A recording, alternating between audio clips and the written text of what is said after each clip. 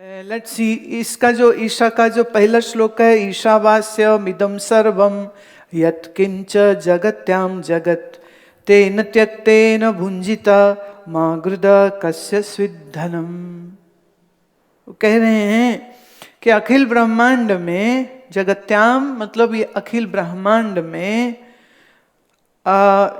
जो कुछ भी जड़ चेतन स्वरूप जगत है, इदम ये सर्वम ये सब कुछ, ईशा ईश्वर, व्यास्यम वास्यम ईश्वर का ही इसमें वास है, तेन उस ईश्वर के साथ प्रीति रखते हुए, त्यक्तेन त्याग पूर्वक, भुंजिता इस जगत को भोगते रहो, मां गृधा इसमें आसक्त मत हो, धनम धन माने धन हुआ, भोग पदार्थ हुए, सब विषय हो गए, कस्य स्वित ये किसका है, ये तो किसी का भी नहीं है। ये है पहला श्लोक।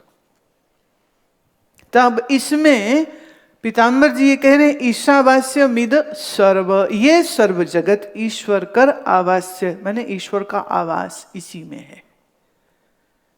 फर्स्ट ओपनिंग उपक्रम इसका हुआ। अब जहां आया उपसंहार, हाँ, तो ईशावास्य का जो आखिरी श्लोक है, मैं अब उसको ले रही हूं।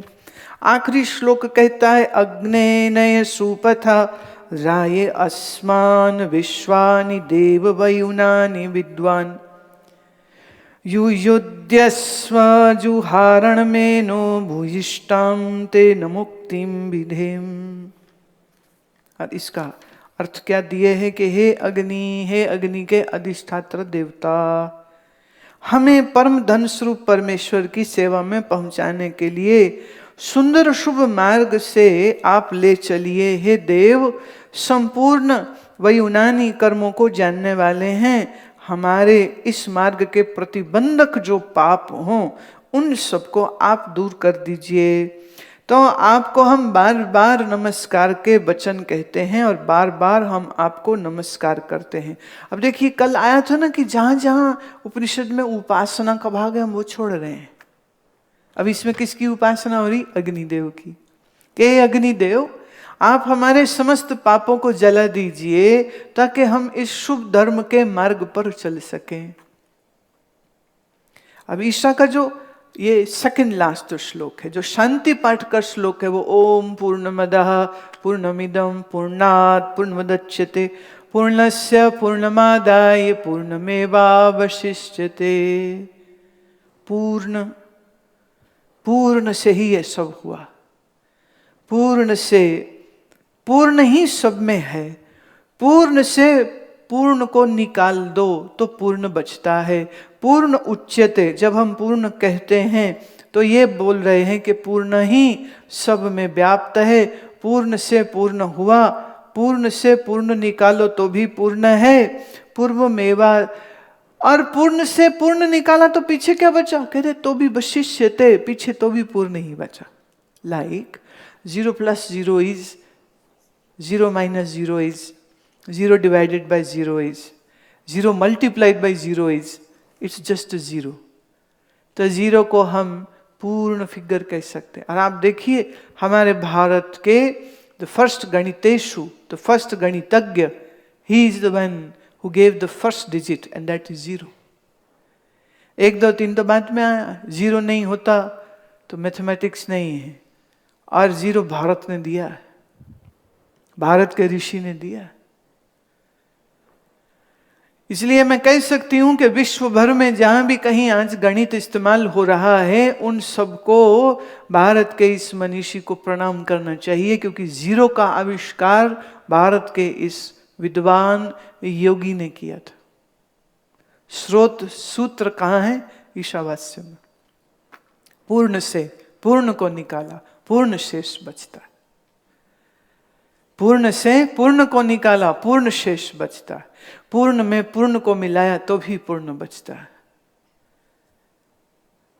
इसी को गुरु ग्रंथ साहब में एक दूसरी तरह से कहा, आद पूरन मध्य पूरन अंत पूरन परमेश्वरे सिमरंत संत सर्वत्र रमणम नानक अघनाशनम जगदीश्वरे। आदि में भी पूरन था, मध्य में भी पूर्ण है, अंत में भी पूर्ण है।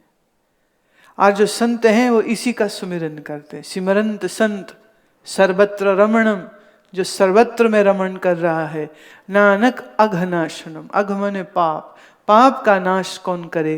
बोले जगदीश। बोले ये जगदीश कौन? बोले पूर्ण, आदि पूर्ण, मध्य पूर्ण, अंत पूर्ण। ये ईशावास्य के श्लोक का ही आप कहिए कि दूसरी भाषा में अनुवाद है। हमने एक बार ऐसे ही मन आया, वो पुरानी बात हो गई अब तो आदि श्री गुरु ग्रंथ साहब में आत्म ब्रह्म की एकता के कहां कहां स्टेटमेंट्स आए? 1430 पन्ने पेजेस हैं। Each page is a very big, at least 4 A4 sizes को जोड़ दीजिए तो एक पेज होता है। तो ऐसे 1430 पेजेस में कहां कहां पर आत्म ब्रह्म की एकता का शब्द आया है, वो हमने सब अपने हाथ से निकाल करके वर्ड बाय वर्ड पहले उसमें से लिया, पंक्ति ली उसकी, फिर एक दूसरे समय पर ये जो पंक्ति गुरबाणी में आ रही है, इसकी सिमिलर पंक्ति गीता में कहाँ है, उपनिषद में कहाँ है, वेद में कहाँ है, तो उनका आपस का कंपैरेटिव स्टडी जब किया तो कभी कभी तो ये लगता था कि जैसे मैंने उपनिषद ही है जो गुरबाणी में एक दूसरे ढंग से, गुरु नानक से लेके आगे बाकी 6 गुरु और कबीर साहब और रैदास और स्वामी रामानंद और जयदेव जी और दूसरे सब भक्तों ने और संतों ने, फकीरों ने जो कुछ बोला है, तो उपनिषद ही है वो, आपनिषदिक ज्ञान ही है जो वहां पर है। तो अब ये उपक्रम और उपसंहार की बात जहां आई, मैं वापिस आती हूं। वो कहते हैं कि अब ये हुआ उपक्रम उपसंहार, तो ईशावास्य में अभ्यास क्या है? द श्लोक इसमें आया था, अनेज देकम मनसो जवियो, कहिए अचंचल एक मन से वेगवान है, इस आदि अर्थ रूप तिस अद्वैत का अभ्यास है। यहाँ आदि शब्द करके तदंतरस्य सर्वस्य कहिए, जो इस सर्व के अंतर है, इस मंत्र का ग्रहण है। तो जो ये श्लोक आया, उस श्लोक में कैसे अभ्यास कराया है? अब उपनिषद का ये 4था श्लोक है जिसको वो अभ्यास का एक्सप्लेनेशन देने के लिए पीताम्बर जी इस्तेमाल करते। अनेज देकम मनसो जवियो नैन देवा आप तु पूर्वमर्षत तद्धावतो अन्यानेति तिष्ठत् अस्मिन्नपो मातरिश्वा ददाति। माने वह परमेश्वर एक अनेक अधिक तीव्र गति युक्त है, सबके आदि अर्थात ज्ञान स्वरूप, या सबके जानने वाले हैं। इन परमेश्वर को इंद्र आदि देवता भी नहीं पा सकते, जान सके हैं। तत् वह पर ब्रह्म दूसरे दौड़ने वालों को स्थित रहते हुए ही अतिक्रमण कर जाते हैं। तस्मिन उनके होने पर उन्हीं की सत्ता शक्ति मातरिश्वा माने वायु आदि देवता अप जल वर्षा आदि क्रिया दधाती संपादन करने में समर्थ होते। माने एक परमात्मा ही अनेक क्रियाओं को स्वयं अक्रिय रहते हुए सब क्रिया को कर रहा है, स्वयं अक्रिय रह के सब क्रिया को कर रहा है। अब वो उसमें क्या कह रहे हैं? अचंचल ये स्वरूप बताया, ब्रह्म का स्वरूप क्या बता रहे हैं? वो अचंचल है, वो खुद क्रिया नहीं करता है और बाकी सब चीज क्रिया करती। तो विचार चंद्रोदय में आपने कितने बार बार पढ़ा ना, ब्रह्म एक है, ब्रह्म स्थिर है, ब्रह्म सत्य है, ब्रह्म। अब वो कह रहे हैं कि ईशावास्य उपनिषद में इस 4थे श्लोक में उसी का अभ्यास करा रहे हैं, ये कह के कि परमात्मा तो स्थिर है। देवता जान नहीं सकते, इंद्र जान नहीं सकता। इंद्र जान नहीं सकते का अर्थ क्या है? इंद्र किसका देवता है? इंद्र मन का देवता है। तो इन अदर वर्ड्स वो क्या कह रहे हैं? मन ब्रह्म को नहीं जान सकता। तो अभ्यास हो गया। आगे लिया नयन द्वेवा अपूर्वत्वं फलम मोहाद्य भावकम कुर्वन् नित्यानुवाद्यैव सूर्य भेद विनिंदिनम। नयन देवा आपनुवन पूर्वमर्षत, कहिए इसको देव जो इंद्रिय वे ना प्राप्त होते भय। ये खड़ी बोली वाला ना, क्योंकि इसका हमने इसलिए भय भय हम बोलेंगे। सो पूर्व कहा है। इस 4 मंत्र कर उपनिषदंते अन्य प्रत्यक्षादि प्रमाणन की अविश्यता रूप अपूर्वता कही है। अपूर्वता मतलब it is beyond any comparison, इतना यूनिक है, अद्वितीय है, ये था अपूर्व। कह रहे अब देखे इस श्लोक में उन्होंने इसी बात को स्पष्ट किया है और हमको वो बता रहे हैं कि हमारी जो इंद्रियां हैं ये इंद्रियां आत्मा को जान नहीं सकती। क्यों? इंद्रियां जड़ हैं और मैं कौन हूं और परमात्मा कौन है, और मैं और परमात्मा अलग अलग हैं, दोनों ही चेतन है। तो हम इतना ही कह दें अगर आत्मा ही चेतन है तो बात खत्म हो जानी चाहिए ना, तो दोबारा जरूरत नहीं पड़नी चाहिए बोलने की। जीव बन करके कहे मैं परमात्मा हूं तो झूठ। जीव में क्या मन अंतःकरण की उपाधि आ रही है, तो ये बहुत बारीकी की बात है, इसको स्पष्टता से समझना चाहिए।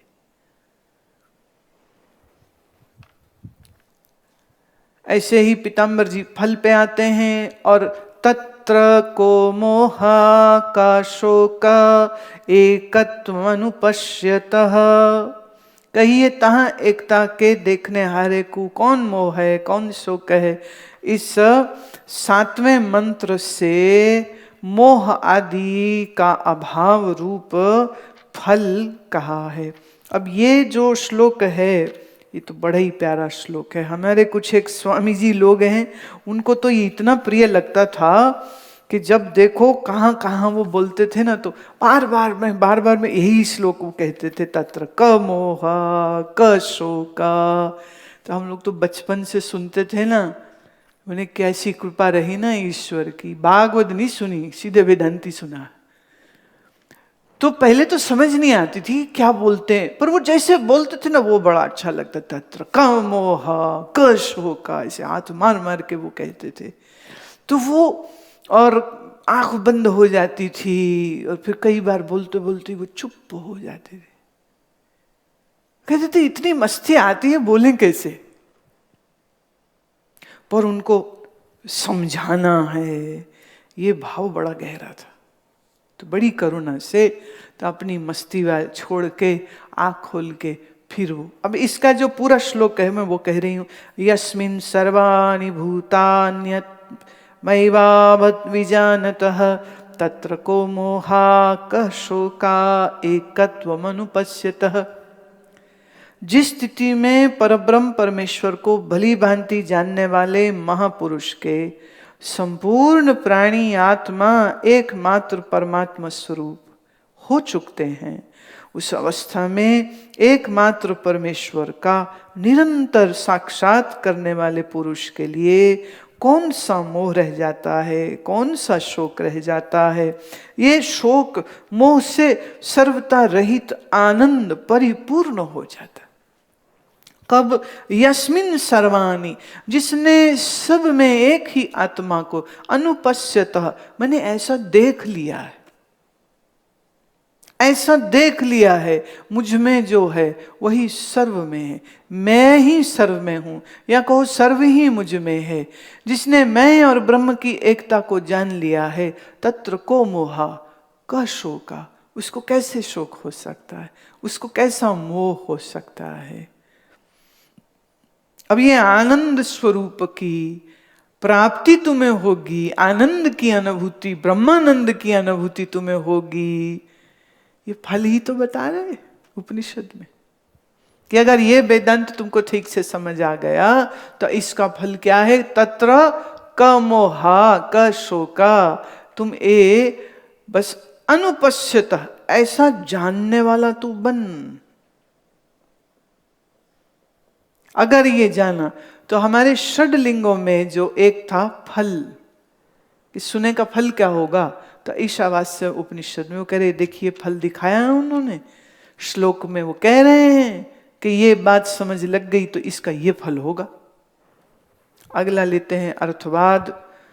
कुर्वन्नेवे कर्माणि जिजीविच्चेत समः, कहिए यहाँ कर्मन को करता हुआ 100 वर्ष जीवने को इच्छे।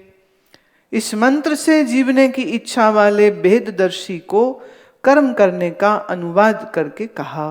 पीछे असूर्याय नामते लोकः, कहा कि वे असुरन के लोक प्रसिद्ध हैं। इन 3 मंत्र से भेद ज्ञान की निंदा और अर्थात अभेद ज्ञान की स्तुति रूप अर्थवाद कहा है। अब कुर्वन्नेह कर्माणि, वो कह रहे हैं कि एक दफे आपका ये चित्त भीतर स्पष्ट हो गया ज्ञान से, फिर कर्म करते हुए में भी तू अकर्ता भोगता ही रहता है, तेरा कुछ बिगड़ेगा ही नहीं। अब आप समझिए इस बात को कि ये जो श्लोक है ये क्या क्या समझा रहा है आपको, वो आपको ये समझा रहा है। इसमें बहुत प्यारी जो एक बात आती है ना, वो कहते हैं 100 वर्ष जीने की तू इच्छा कर।